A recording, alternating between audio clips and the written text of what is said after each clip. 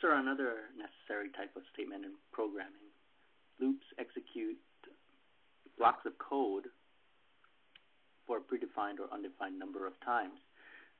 There are three types of loops in Lua. There are the for loops, the while loop, repeat loops.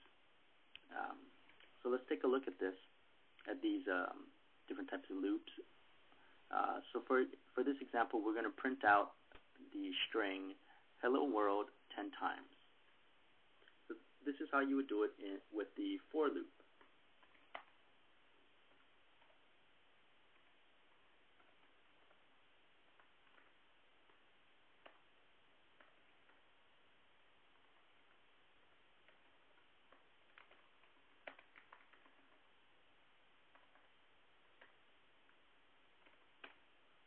There you go. So the for loop initializes a variable I, which means that we're going to start at 1, and we're going to count up through 10. And then we're going to repeat the block that's inside of the for loop. So we print out hello world 10 times. Now let's take a look at the while loop. We'll start off with variable x equals 1. And we'll define our while loop.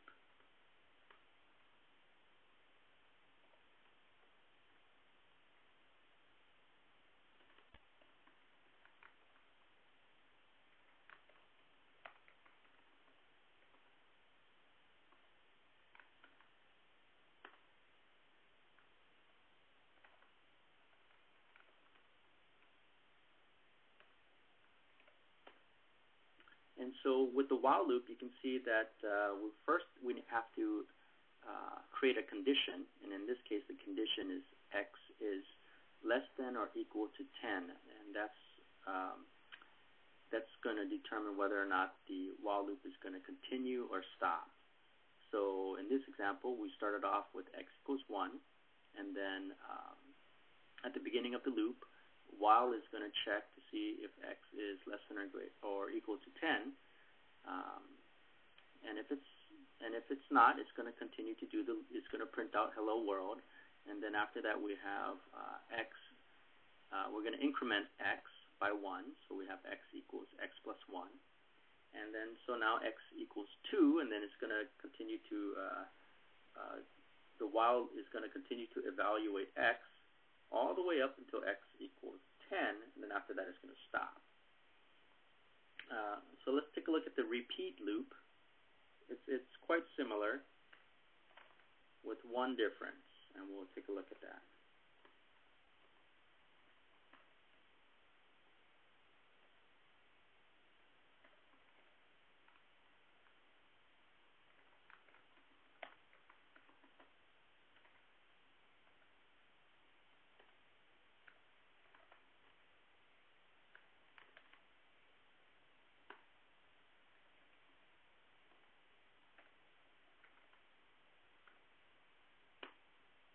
And there you go.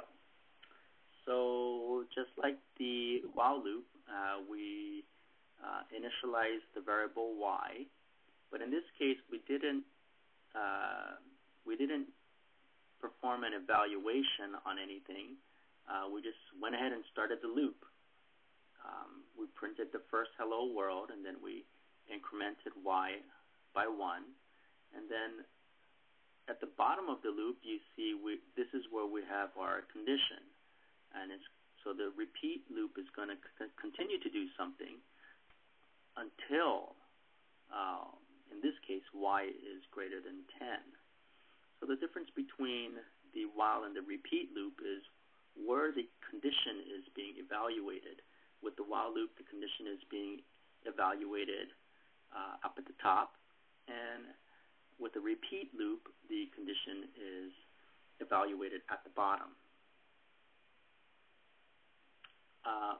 Another thing to note too is the for loop is definitely much more efficient.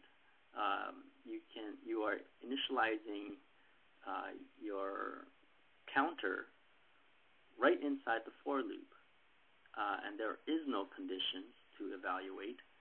It's just going to do it for a predetermined predetermined number of time. And in our case, we just said start at 1 and count up to 10. So the for loop is pretty powerful.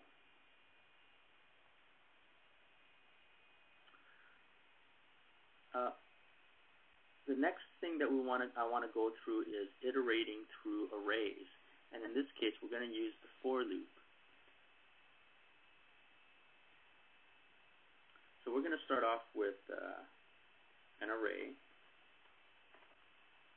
And in this case, our array is going to comprise of fruits.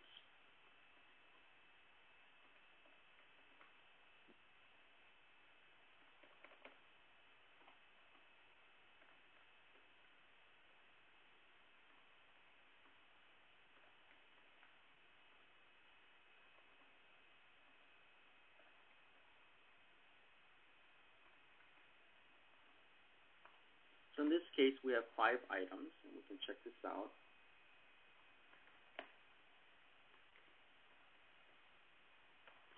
We have 5 items in this array. I want to print out the items in this array, and I'll do that with the for loop. There's a couple of ways we can do this. This is one way that you can do it. I know that there's 5 items in this list, in this array.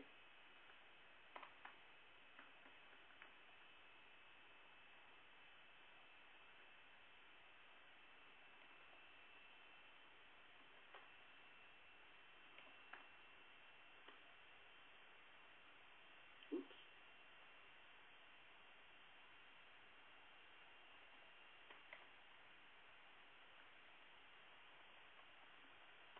There you go. So basically, I'm counting the indexes, since this is an indexed array, and it's just counting from 1 through 5, where X is the current index value, and so apple is fruit, the fruit 1, banana is fruit 2, pear is fruit 3, grape is fruit 4, and lemon is fruit 5. So that's one way of doing it. Now the other way of doing it is a preferred way to do it, especially when dealing with arrays. And in this case, we're going to use the iPairs function.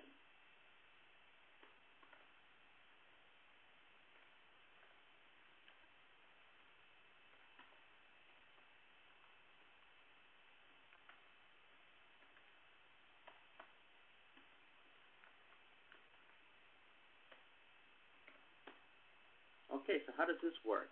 Well, in this case, our for loop is going to iterate through the fruit array via the iPairs function. So we have variables I and V. I is the index value, and V is the value that it contains. So for example, the index value 1 contained the fruit apple. The index 2 contained banana, and so forth. So this is a nice way to go through, especially if you don't know how many items are in your array, because you're adding items and deleting items dynamically. This is a good way for you to iterate through your array, through indexed arrays. In our next episode, I'm going to show you how to iterate through key value arrays or key value tables using the pairs function. So stay tuned.